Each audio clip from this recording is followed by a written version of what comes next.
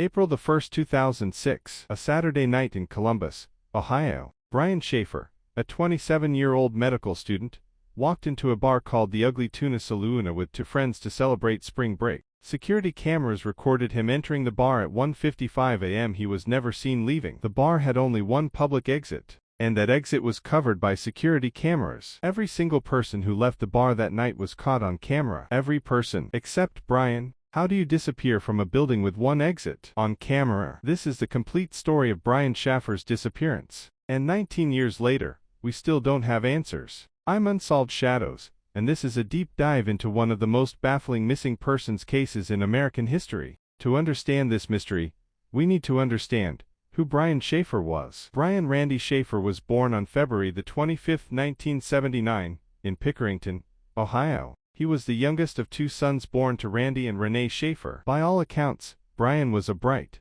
ambitious young man. He attended Ohio State University, where he excelled academically. In 2006, he was in his second year of medical school, on track to become a doctor. Those who knew Brian described him as friendly, outgoing, and well-liked. He had a close-knit group of friends and was in a serious relationship with his girlfriend, Alexis Wagoner. The two had been dating for years and were reportedly discussing marriage. But in March 2006, just weeks before his disappearance, tragedy struck Brian's life. His mother, Renee, passed away after a battle with cancer. Brian was devastated. Friends said he was struggling with grief but was trying to push through his studies and his responsibilities. By late March, Brian's friends wanted to cheer him up. Spring break was coming, and they planned a trip to Miami. But first, they decided to have a night out in Columbus. That night would be April the 1st, 2006, and it would be the last time anyone saw Brian Shaffer. Saturday, April the 1st, 2006. Brian Shaffer and his friend William,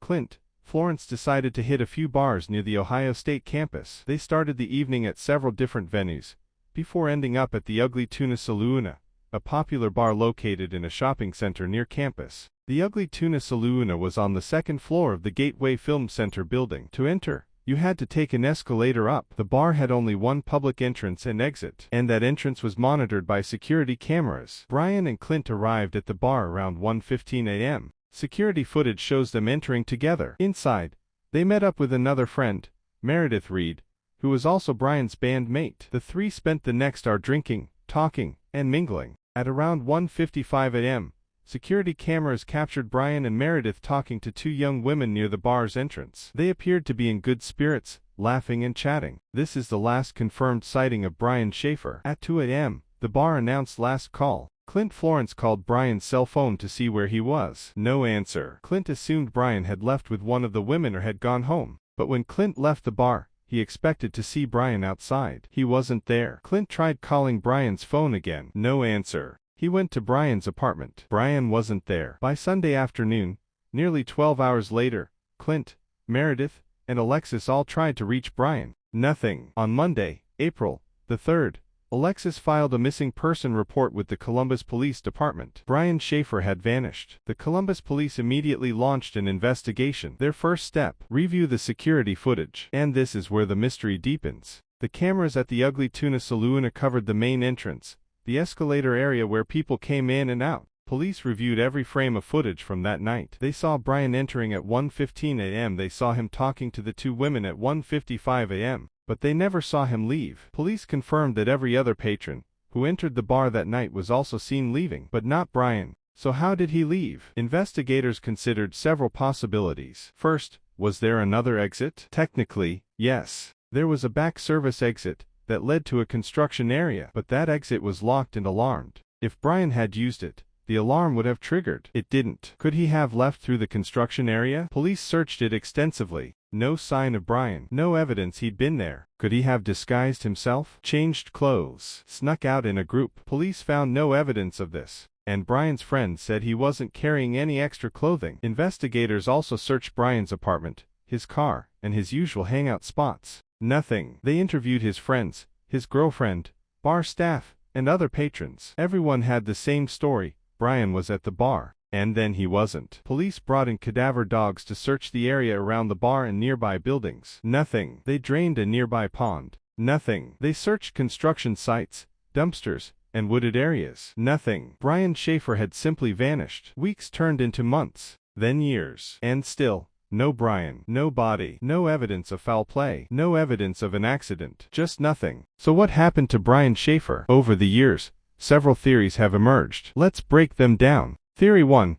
He left through the construction area. This is the most popular theory. Some believe Brian exited through the back service door, entered the construction area, and either had an accident, became disoriented, or encountered foul play. But there are problems with this theory. The door was alarmed, and police found no evidence Brian had been in the construction area. Theory 2. He's alive and started a new life. Some speculate that Brian, grieving his mother's death and stressed about medical school, decided to disappear intentionally. But this theory has issues. Brian left behind his car, his wallet, and his belongings. His bank accounts and credit cards have never been used. He hasn't contacted his father, his girlfriend, or his close friends. And those who knew Brian say he would never do this. Theory 3. Foul play. Could someone have harmed Brian? It's possible. But who? And how? There's no evidence of a struggle. No witnesses. No suspects. No motive. Theory 4. He died by accident. Could Brian have had a medical emergency? Fallen? Drowned? It's possible. But where? Police searched extensively and found nothing. Theory 5. The band theory. Brian played in a band. Some have speculated he was involved in something he didn't tell his friends about.